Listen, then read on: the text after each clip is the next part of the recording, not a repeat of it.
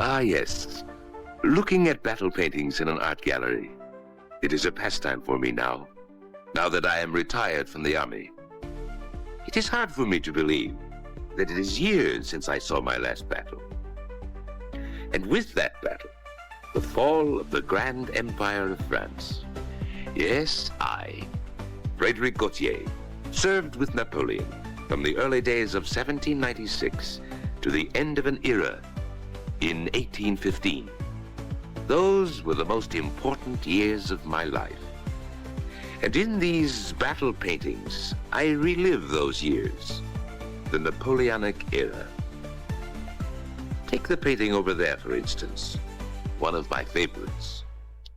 It was 1796, the first time I saw General Bonaparte, Napoleon, as the world came to know him. We were an invading army in the mountains of Italy. But our invasion of Italy was going badly. We, the soldiers of the French Republic, were hungry, ragged, dispirited. I was a young lieutenant then. Like the other men, my morale was low. And then our new general appeared. He was young, thin, intense. I can still remember his face, the face of the young officer who, 6 months before, had commanded the troops that put down an uprising against the Republic.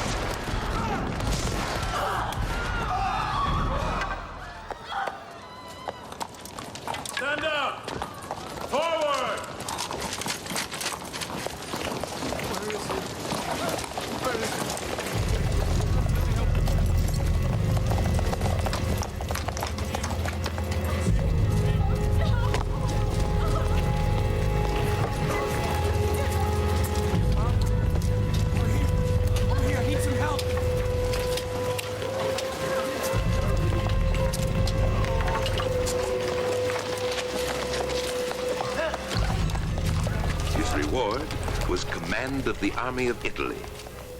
Soldiers, he said, I will lead you to the most fertile plains in the world.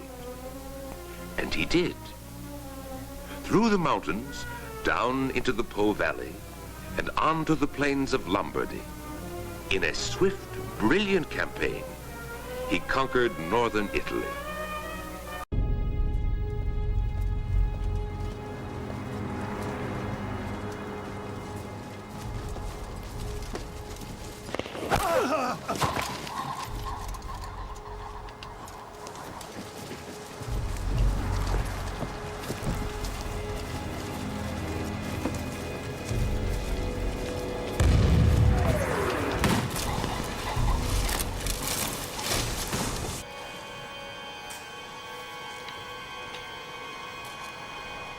Restez derrière!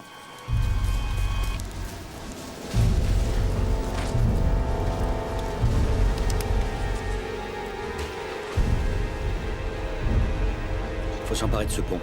Moi, c'est un massacré.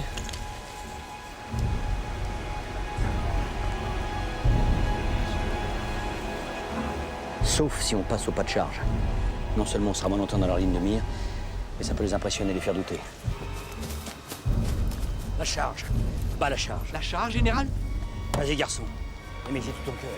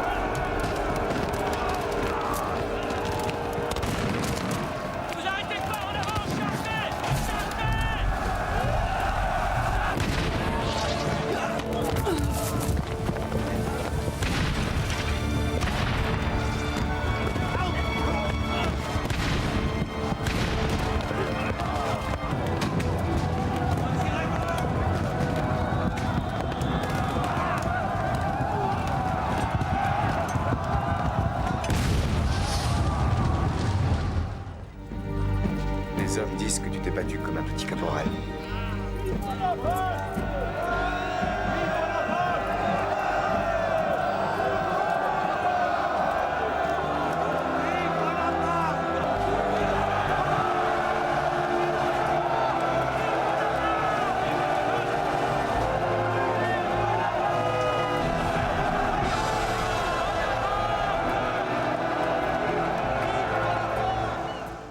By 1797, Belgium and the Rhineland were under the control of France. Holland and Switzerland were added the following year. In 1798 came the audacious invasion of Egypt. Even though our victories were cut short by the sea power of Great Britain, Napoleon was making history. He was a hero when he returned to France. In 1799, I was the general's aide for a time. I remember how the citizens showed their enthusiasm for Napoleon whenever he appeared. In these demonstrations, Napoleon clearly sensed the unpopularity of the government. He was right. Everywhere, Frenchmen were grumbling about corruption, high taxes. The people were ready for a change. And a sudden change came as Bonaparte achieved his coup d'etat. He overthrew the government of the Directory. I remember the scene as the deputies took an oath to the new consulate. In reality, the first consul, Napoleon, had made himself master of our French Republic. I remember what he said as first consul. My policy is to govern in accordance with the wishes of the great majority. And govern he did, with great energy and will. The Luxembourg Palace in Paris became the center of an efficient administration. As first consul, Napoleon restored public order, collected taxes, re-established the credit of the government. With equal energy, Napoleon extended French power. The Austrians were crushed and peace imposed on England and Austria. By 1802, France had triumphed over all her foes. Meantime, our new Bank of France helped to speed financial recovery. Changes came to the law courts, too. The confusing mass of laws and traditions, going back to the old regime and the laws of the revolution, were reorganized into uniform, workable codes. My uncle, a lawyer, often said that the Code Napoleon was one of the greatest achievements for France. In my own village, I remember that many of my friends were pleased with the efficiency of the government. Some were pleased because religious peace had been re-established between France and the papacy.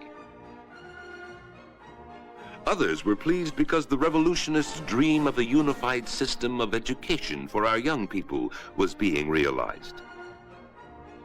As I listened to my fellow citizens, I could sense their admiration for the government of Napoleon. Yet, I began to realize that we were paying for our efficient government by losing our own voices in our affairs. In Paris, the Cathedral of Notre Dame was the scene of Napoleon's next triumph.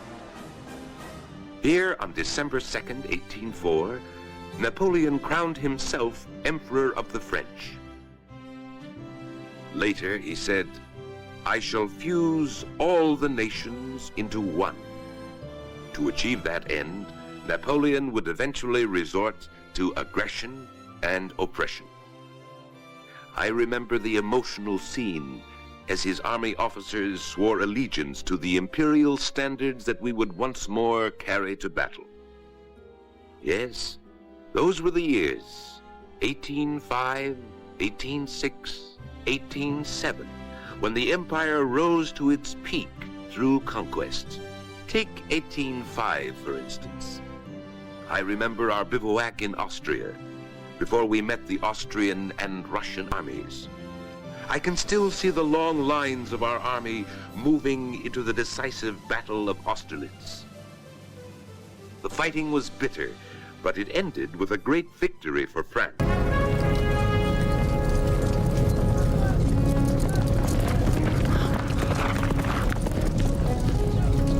I will be the first to take position. I want to force the Austrians and the Russians to fight where I decide. We will be on high ground, of course. That's you, Colincourt. Wanted to look down on people because you're a marquis? Sire, all the military handbooks agree that the most favorable position for a battle is on high ground. The authors of those handbooks are not where we are today. By the way, where are we? Austerlitz, sire. Well, gentlemen, Austerlitz will prove Colincourt's beloved handbooks wrong. We will give the high ground to our opponents this time. I will let them occupy the plateau of Pratzen. So they can swoop down on us? No, so they think they can swoop down on us. The road to Vienna, my friends, we control it. So let's try to think from the enemy's point of view. In your opinion, what will he concentrate his forces on above all? Taking back the road and cutting off our line of communication. Quite right. Just let them try. We'll stop them in their tracks. We'll stop them before they even make any tracks. Now I stop you. We are going to pretend we are abandoning the road, as though we are terrified by the force of the enemy's fire. We will turn back and retreat. Thus encouraging the enemy to advance. That's when he will make his mistake. But to advance, he will have to withdraw some of his troops from the plateau of Pratzen, and our right wing will be waiting at the foot of the plateau. They will start by retreating. Retreating again? Just enough for the enemy to fall into the trap, as it is a trap. When we feel that our opponents are confident, we will stop retreating. Bernadotte and Soult will attack the plateau of Pratzen, while Lannes and you, Murat, will take the lot of them from the rear. It sounds so simple. It is simple. That's why they won't see it coming.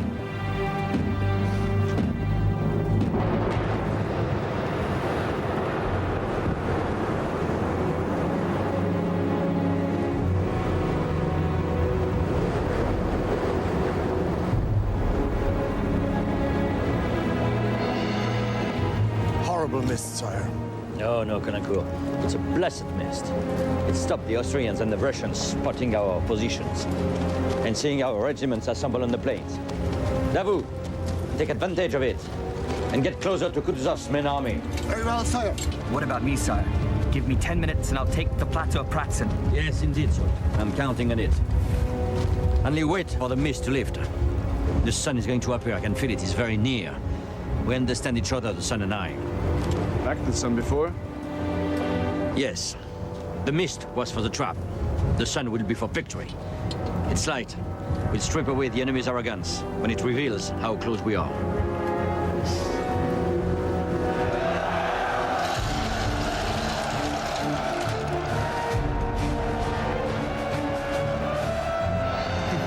The sun, sire. They're cheering the sun. They see it as a good sign. So do I. Gentlemen, the Grand Army will attack. And music playing at the head. We have no more need to hide now. Soult, Ready to lead the charge, sire.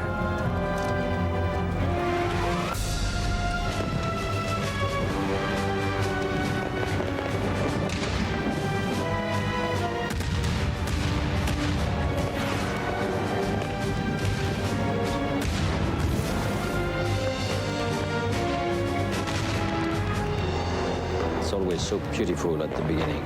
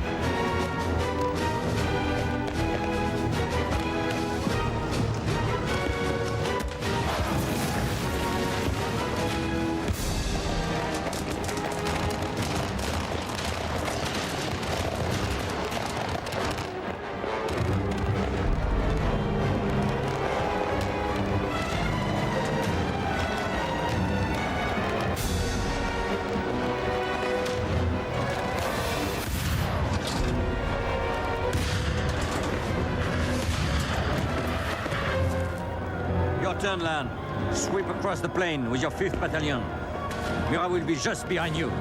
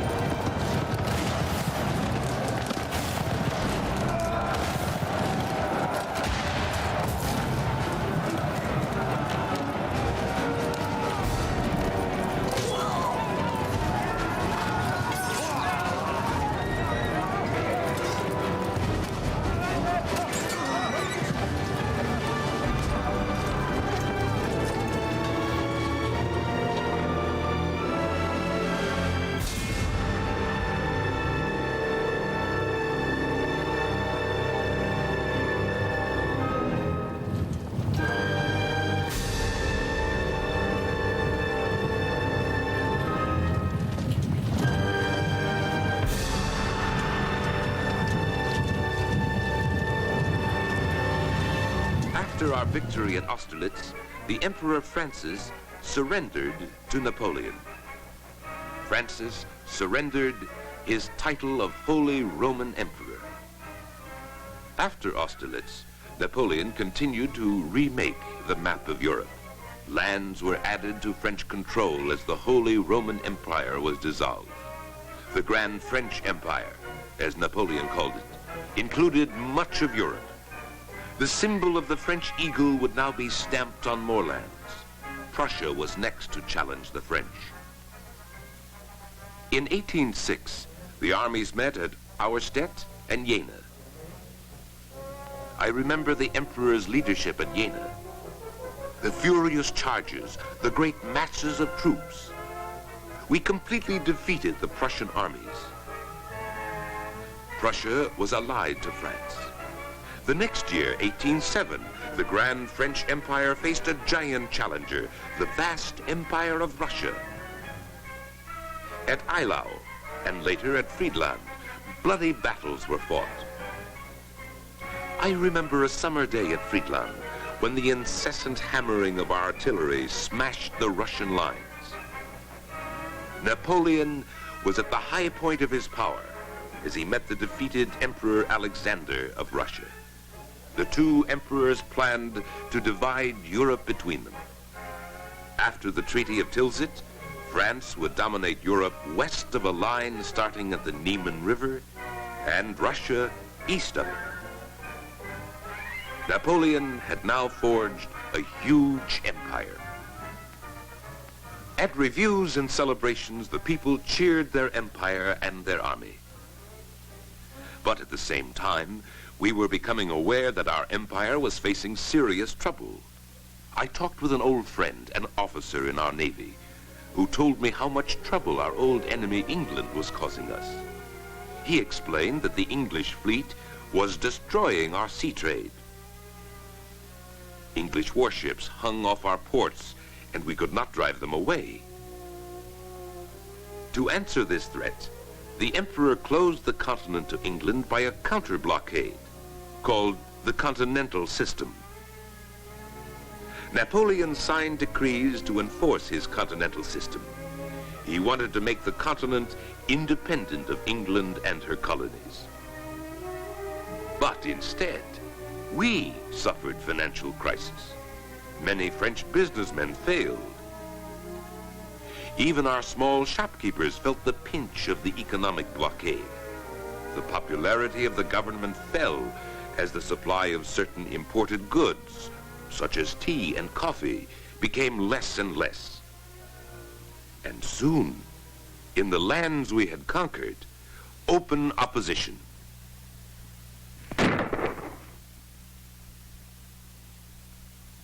This resistance to French oppression began in Spain, which Napoleon had seized in 1808.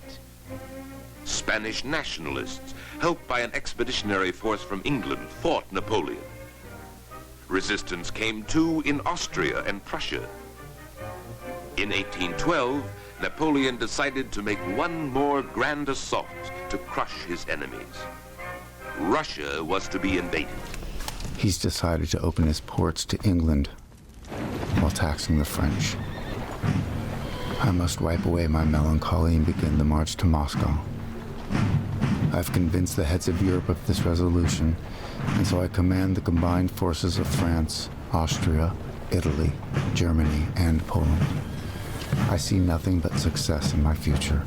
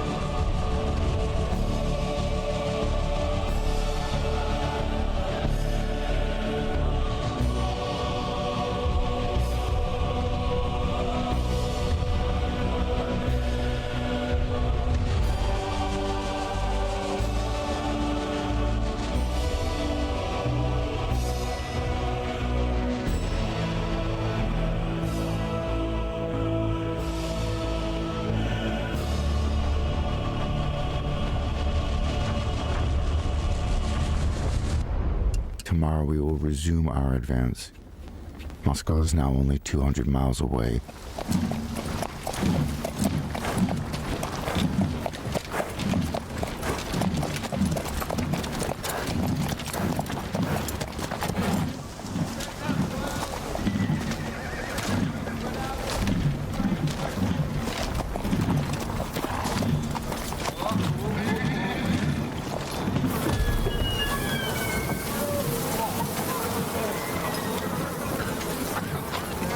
Remember the scene as 600,000 of us, the Grand Army, marched deeper and deeper into that vast land.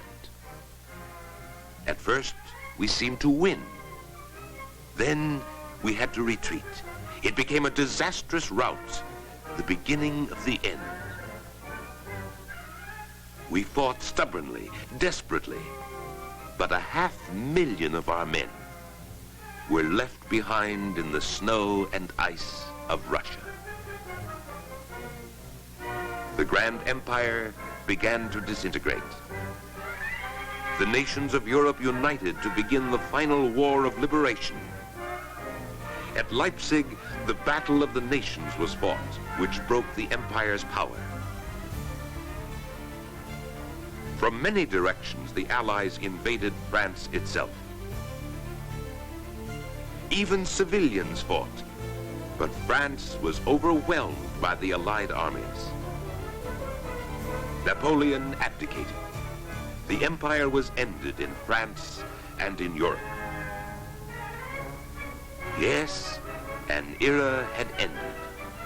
The emperor made a brief attempt to return to power.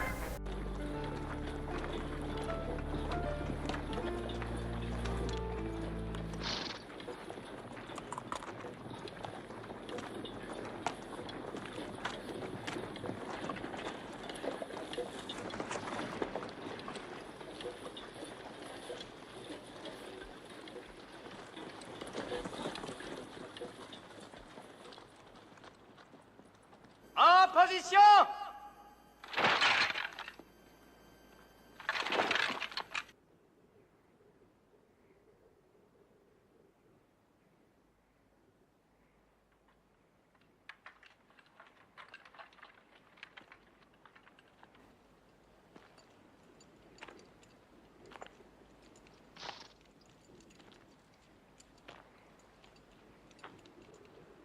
Soldat du 5e de ligne. Vous me reconnaissez, n'est-ce pas? Si vous voulez tuer votre empereur,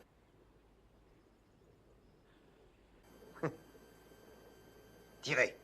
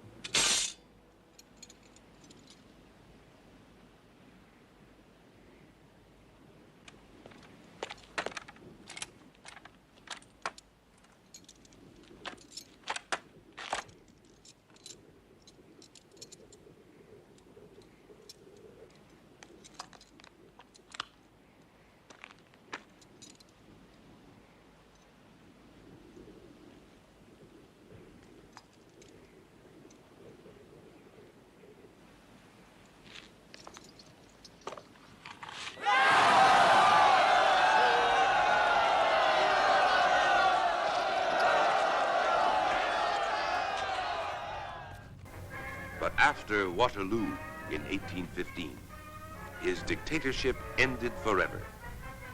Ended, too, were the 20 exciting years of the Napoleonic era. Yes, Napoleon's ruthless ambitions came to an end, but many achievements of the Napoleonic era remained to influence France. France is still organized into departments and districts, as it was under the Napoleonic era. Many of France's highways were once part of the network of military roads built under the empire. The unified system of schools developed into the present system of free education. Freedom of worship for all religions remains one of the basic rights of Frenchmen. In French courts, the Code Napoleon remains the basic law code. And much of the French national spirit today is a heritage from the days of Napoleon. In one sense, Napoleon failed. He did not establish the flag of France over all of Europe. His dream of French military and political control of a unified European continent did not come true. Yet, since Napoleon's day, these nations have taken steps to work together. Perhaps the dream of a united Europe lives in a different and certainly more noble form.